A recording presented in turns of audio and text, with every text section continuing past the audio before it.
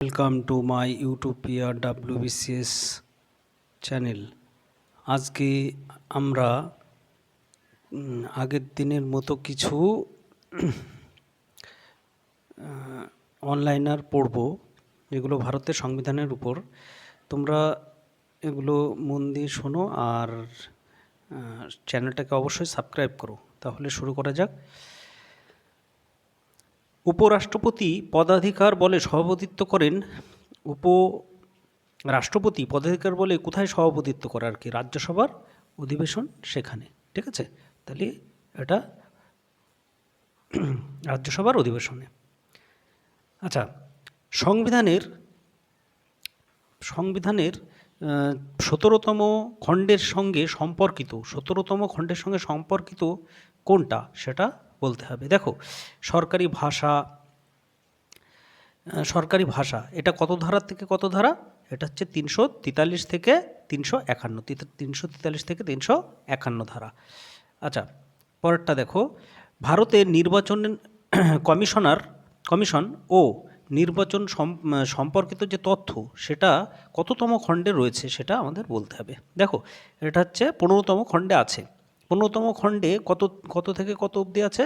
24 থেকে 329। আচ্ছা, একজন ব্যক্তি পার্লামেন্টের কোনো কক্ষের সদস্য না হয়েও মন্ত্রী পরিষদের সদস্য হতে পারেন। 6 মাস পর্যন্ত তার হতে পারে, পরে 6 মাস পরে তার আবার জিতে আসতে হয় কোথার থেকে না কোথার থেকেও। আচ্ছা, তারপরে দেখো, সংবিধান অনুযায়ী মন্ত্রী পরিষদ দায়িত্বশীল থাকে কার কাছে? লোকসভার কাছে। তাহলে এটা হচ্ছে সংবিধান অনুযায়ী মন্ত্রী পরিষদ দায়িত্বশীল থাকে লোকসভার কাছে। লোকসভার দুটি অধিবেশনের মধ্যে সময়ের সর্বোচ্চ ব্যবধান হতে পারে কয় মাস? কতদিন? 6 মাস। আচ্ছা,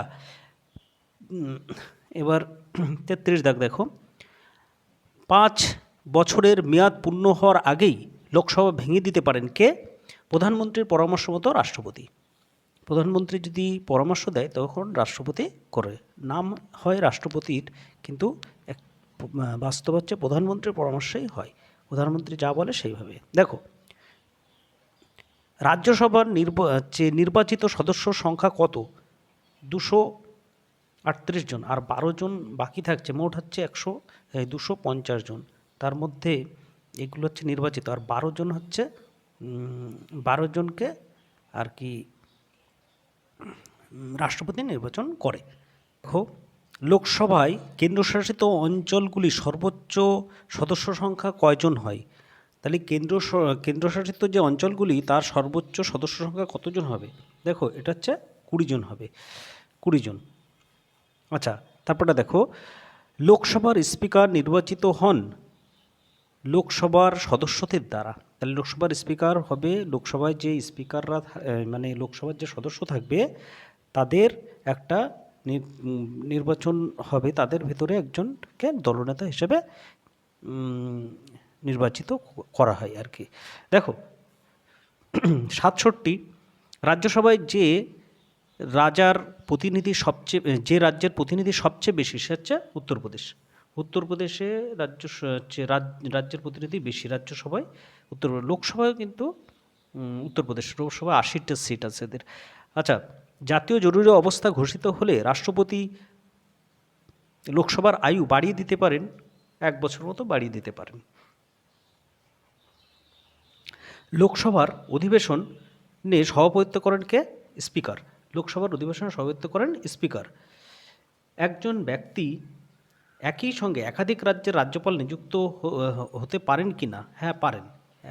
একাধিক রাজ্য কিন্তু সে দায়িত্ব পালন করতে পারে। দেখো, 41 দেখো, সুপ্রিম কোর্টে, তাহলে সুপ্রিম কোর্টের কোনো বিচারপতিকে রাষ্ট্রপতি অপসারণ করতে পারেন কি? পার্লামেন্ট বা সংসদের সুপারিশ করলে। পার্লামেন্ট যদি সুপারিশ করে তখন বিচারপতি পারে। দেখো, মানে রাষ্ট্রপতি অপসারণ করতে পারেন আর কি। দেখো,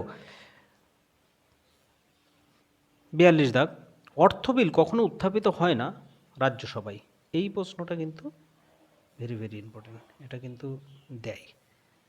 দেখো, অর্থ বিল রাজ্যসভায় প্রেরিত হওয়ার পরে সেটিকে ফেরত পাঠাতে হয় 14 দিনের মধ্যে। 14 দিনের বেশি কিন্তু রাখা যায় না। ভারতের রাষ্ট্রপতি ও পার্লামেন্টের মধ্যে সংযোগ রক্ষা করেন কে? প্রধানমন্ত্রী। তাহলে এই ভারতের রাষ্ট্রপতি আর পার্লামেন্টের মধ্যে, মানে পার্লামেন্টের যা যা আর রাষ্ট্রপতির মধ্যে দুটো যোগাযোগ কিন্তু এই প্রধানমন্ত্রী করে থাকেন। পরে দেখো 45 দাগ, কোনো রাজ্যের রাজ্যপালের মৃত্যু হলে বা তিনি পদত্যাগ করলে নতুন রাজ্যপাল নিযুক্ত না হওয়া পর্যন্ত রাজ্যপালের দায়িত্ব পালন করেন কে? তখন রাজ্যের হাইকোর্টের প্রধান বিচারপতি করেন। আচ্ছা, 46 দাগ দেখো, রাষ্ট্রপতি কোনো রাজ্যের রাজ্যপালকে নিয়োগ করার আগে পরামর্শ করেন কার সঙ্গে পরামর্শ করেন? সেই রাজ্যের মুখ্যমন্ত্রীর সঙ্গে। কার্যকালের মেয়াদ শেষ হওয়ার আগে কোনো রাজ্যপাল পদত্যাগ করতে চাইলে তাকে পদত্যাগপত্র পাঠাতে হয় কার কাছে? রাষ্ট্রপতির কাছে। ঠিক আছে, রাজ্যপাল পদত্যাগ করলে রাষ্ট্রপতির কাছে পদত্যাগপত্র পাঠাতে হবে। রাজ্যপালকে শপথবাক্য পাঠ করান কে? রাজ্য হাইকোর্টের প্রধান বিচারপতি। রাজ্যপাল কোনো অর্ডিন্যান্স জারি করলে তা কার্যকর থাকে কত দিন বা কত মাস? তখন 6 মাস। সব কিন্তু খুবই গুরুত্বপূর্ণ প্রশ্ন। 50 দেখো, বিধানসভায় অর্থ বিল উত্থাপন করতে হলে প্রথমেই অনুমোদন প্রয়োজন কার? রাজ্যপালের। তাহলে বিধানসভায় তুমি মানে অর্থ বিল উত্থাপন করতে গেলে প্রথমেই রাজ্যপালের অনুমোদন লাগবে। কেন্দ্রশাসিত অঞ্চলের প্রশাসককে বলা হয় কি? Lieutenant governor. কেন্দ্রশাসিত অঞ্চলের যে প্রশাসক থাকে তাকে আমরা তাহলে বলবো লেফটেন্যান্ট গভর্নর। ভারতের সংবিধানে সংশোধন পদ্ধতি বর্ণিত হয়েছে কত ধারায়? 368 ধারায়। 368 ধারায়। এটা হচ্ছে সংশোধন পদ্ধতি, সংবিধান মনে রাখতে হবে, এটা কিন্তু খুব ইম্পর্টেন্ট। দেখো, বর্তমানে পাবলিক সার্ভিস কমিশনের সদস্য সংখ্যা 9 জন। তাহলে বর্তমানে পাবলিক সার্ভিসের সভাপতি সহ 9 জন, মানে টোটাল তাহলে 10 জন। ঠিক আছে। আচ্ছা, ইউনিয়ন পাবলিক সার্ভিস কমিশনের চেয়ারম্যানকে নিয়োগ করেন কে? রাষ্ট্রপতি। ইউনিয়ন পাবলিক সার্ভিস কমিশনের চেয়ারম্যানকে নিয়োগ করেন রাষ্ট্রপতি। আচ্ছা, পরেরটা দেখো, ইউনিয়ন পাবলিক সার্ভিস কমিশনে কতজন সদস্য নিয়ে গঠিত হবে তা ঠিক করেন কে? রাষ্ট্রপতি। ইউনিয়ন পাবলিক সার্ভিস কমিশনের সদস্যরা পদে বহাল থাকেন কত? 6 বছর জন্য অথবা 65 বছর বয়স পর্যন্ত। এখানে একটু বোঝার আছে, দেখা গেল কেউ 60 বছর বয়সে সে সার্ভিসে যুক্ত হলো, পাবলিক সার্ভিস কমিশনে যুক্ত হলো, তাহলে তার আর 5 বছর টাইম পাবে, কারণ নেই। আবার দেখা গেল কেউ যদি আরও আগে হয় মানে যুক্ত হয়, তাহলে সে কিন্তু পুরো 6 বছরই চাকরি মানে পদে বহাল থাকছে।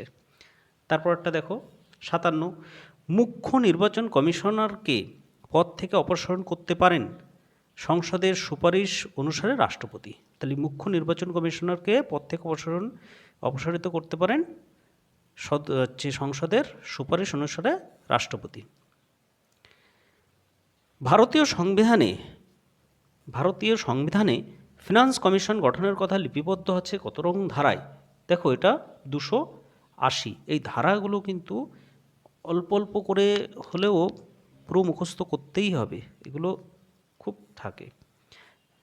ফিনান্স কমিশনের সদস্য একজন সভাপতি ছাড়া আর কয়জন? 4 জন থাকে, তাহলে টোটাল 5 জন। দেখো, রাজ্য ও কেন্দ্রের মধ্যে অর্থ বন্টনের নীতি স্থির করার জন্য রাষ্ট্রপতি ফিনান্স কমিশন গঠন করেন কত বছর অন্তর? প্রত্যেক 5 বছর অন্তর। তাহলে আজকে এটুকুই থাকলো। Thank you for watching.